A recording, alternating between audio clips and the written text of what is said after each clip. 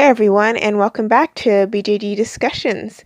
We're going to be talking about bandwagons today in the hobby.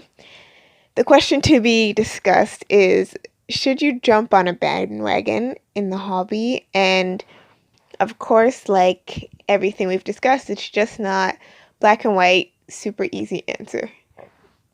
For my opinion, the short form of my thoughts is, yes, you should. Why not? There is some why not reasons that I will talk about by the end of the discussion. Hopefully you guys will talk about some of the experiences you have down below and also your thoughts. Bandwagons are fun. Being an individual is very important. However, going with the group isn't always bad. People usually put following the crowd as a bad thing because it, air quotes, makes you mindless. However, that's only if you let it. I'm going to share some experiences. So, a long time ago, there was this creator who's still around named Creatures of Nat. The bandwagon was everyone buying her wolves. You could customize them, and they were one-of-a-kind creations. These wolves were absolutely beautiful, and I don't know if she still does customs anymore, but at the time you could do customs, not just wolves, but other creatures as well. But everyone was interested in the wolves. I think now she just sells pre-made things, but don't quote me on that. Moving on. The reason why I liked this trend is because people were getting on a bandwagon to support a creator in the hobby, which I'm always for. From what I've seen, other people like supporting creators in the hobby as well. Also, it was a lot of fun to see what people did with their wolves, might I add. People made videos explaining what they did with their wolves, who they were, and how they fit in with the crew. I myself wanted to join, but I was really young at the time, so I couldn't join. The wolves were pretty pricey. Oh well. I felt like that time was a bit magical, and another magical trend was the trolls from Beautiful Creatures. They were also limited and one of a kind. So jumping in on that bandwagon was a lot of fun for me. Another bandwagon is doll YouTube tags and doll YouTube in general. When I was younger, at least I could not find doll videos like they are today. And they're more common and accepted than they were before. People aren't really seeing them as creepy. And I want to give like a small shout out to My Froggy Stuff because I feel like they helped out a lot in the doll community in general with their videos. So thanks to them. About the bandwagon. In a way, it's kind of like you're jumping on with the trend when you do a tag for the hobby. It's fun and it's harmless and everyone gets to know each other better and know a bit more about each other's collection.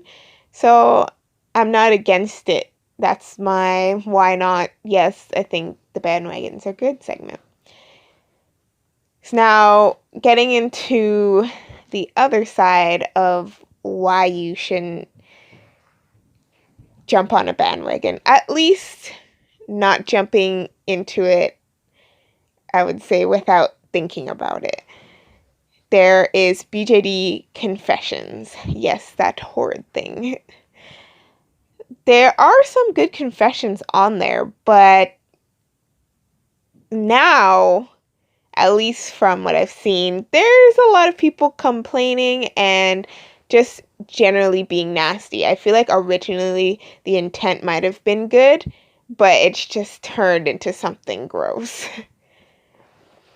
If somebody does see like the nasty comments or the complaining on that website, if they go on it, they could be really hurt and feel really bad about it. So that's why I'm using that as an example of something you not want to join on. Like maybe if you are avid on BJD Confessions, you'll be more inclined to just hop on when you're angry. Like maybe you went to buy a doll and someone else got it before you. You'd be like, oh, this person sucks, and you put it on there because you're just mad in the moment, and that's what everyone does when they're mad. Someone could get really hurt, so that's one of the reasons why it's not a good idea to join a bandwagon. Another bandwagon in the hobby, and sometimes just in general in real life, is bullying. So you might be confused how that could be, and I'm just going to give a common example. On Instagram, an Insta story pops up. Someone's fighting with someone else over something. Let's use a common thing people fight over: copying OCs. And if you don't know what OCs are, it's original characters. The followers of whoever posted are going to decide, okay, we're going to get together and then harass the opposing person. A lot of the times, they might not even know who this person is. But since the person they were following is saying, oh, this person's a copier, attack, everyone's doing it. You might even see it and want to jump in yourself, kind of like in a little mob mentality. But you don't know the full story, you just know what has been posted, and you also don't know each side of the story. Like from each point of view, you just know what is being posted. So, say you go in with this little mob and you start attacking.